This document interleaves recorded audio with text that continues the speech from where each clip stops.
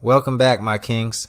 In this video, we're going to break down why most modern women avoid high-value men. And I'm talking real high-value men. Not looks, not money, not what kind of car you drive. I'm talking about men who know their worth, stay on their purpose, keep their life in order, and don't follow the herd. Men who got a low tolerance for games and ain't about to get stuffed into the friend zone just because they a good dude. See, women can sense that in you right away. And instead of respecting it, they get dismissive.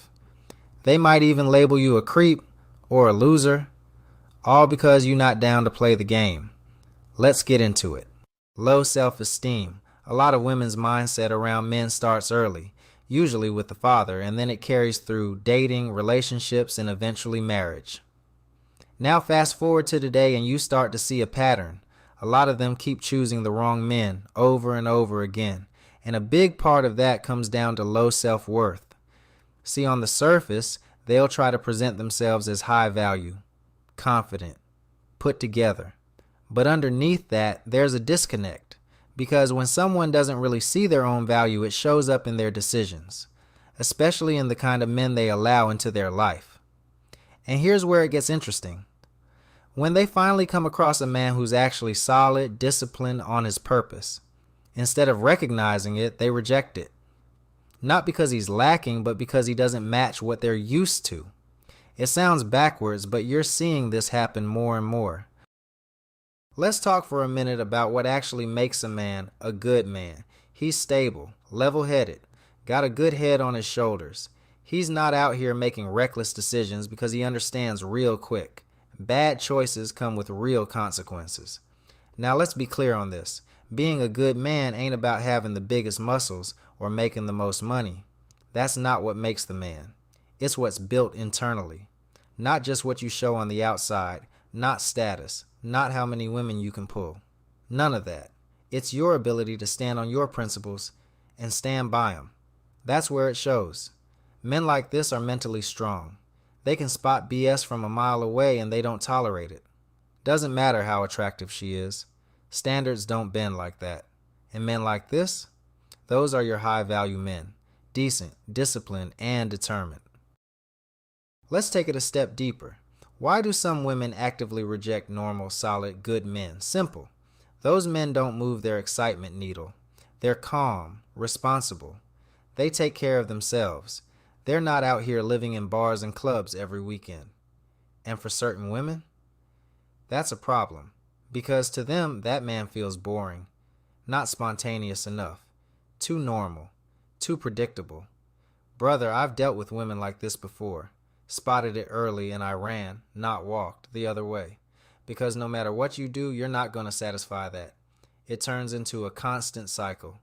You trying to keep her entertained, her chasing the next adrenaline rush. And eventually, you lose. So what do these women do instead? They gravitate toward the men who do give them that rush. That's your Chad, your Tyrone. Like attracts like. Now you got two dysfunctional people linking up, feeding off each other. And me, I'm not playing that game. Now here's what really makes you unattractive to these women. When a woman like this comes across a genuinely good man, it forces her to look at herself. And most of the time, she's not equipped to do that. There's no real self-reflection, no accountability. So when she starts dealing with you and your discipline, your consistency, your standards start showing, she can tell something about it ain't right. But she goes ahead and rejects you anyway. And that just creates more internal conflict. Because now she's dealing with something she doesn't understand. You treat her well, you move with respect, you stay solid, and instead of valuing that, she loses respect for you. Now she starts feeling turned off, even repulsed by the very things that should matter. But when somebody's mindset is off, their decision's going to be off too. She starts seeing your discipline, your patience, your consistency as weakness. So now you got to ask yourself, is that really something worth your time and energy? All right, let's pause right there.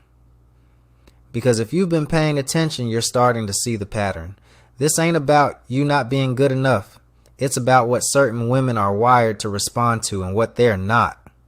And if you don't understand that, you'll sit there confused, thinking you did something wrong when really you were just playing the wrong game. See, a lot of men get caught up trying to prove themselves, trying to win somebody over who already made up their mind. That's where you lose. So instead of chasing validation, you need to start recognizing the signs early and moving accordingly. Let's keep going. Let's talk about this whole nice guy debate, because somehow being a good man got twisted into being a bad thing. Since when is being solid, respectful, put together a problem? It's not. Don't fall for that gaslighting.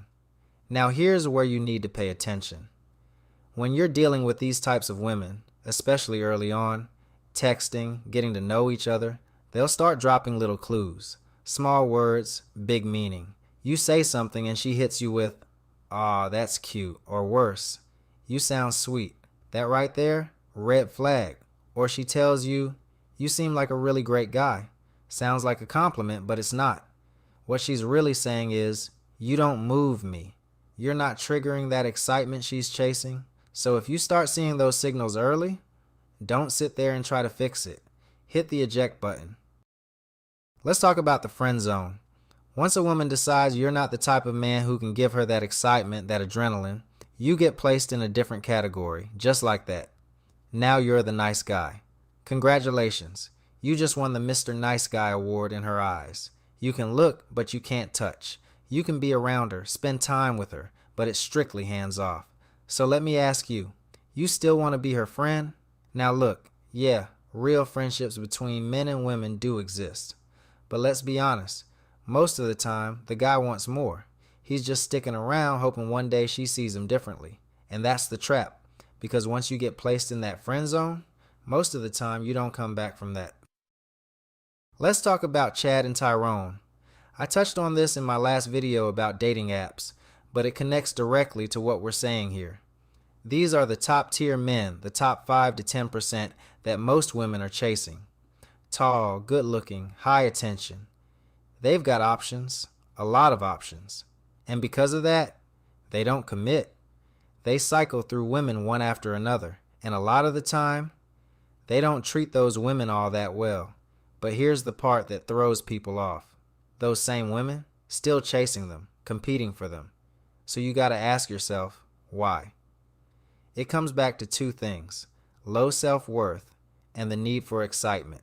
That unpredictable behavior, that push and pull, that's what keeps them hooked. I've even heard women admit it straight up. They're attracted to men who treat them poorly. Now think about that for a second. Does that sound like the kind of woman you want to build with? So at the end of the day, this is what it comes down to. You can be a solid man, disciplined, on your purpose, doing everything right, and still get overlooked by certain women. Not because you lack value, but because you don't fit the chaos they're used to. And once you understand that, everything changes. You stop trying to prove yourself, you stop chasing validation, and you start moving with intention. Because not every woman deserves your time, your energy, or your attention. And the ones who can't recognize your value, they disqualify themselves. Simple as that. When the game is rigged, kings don't play, we walk away.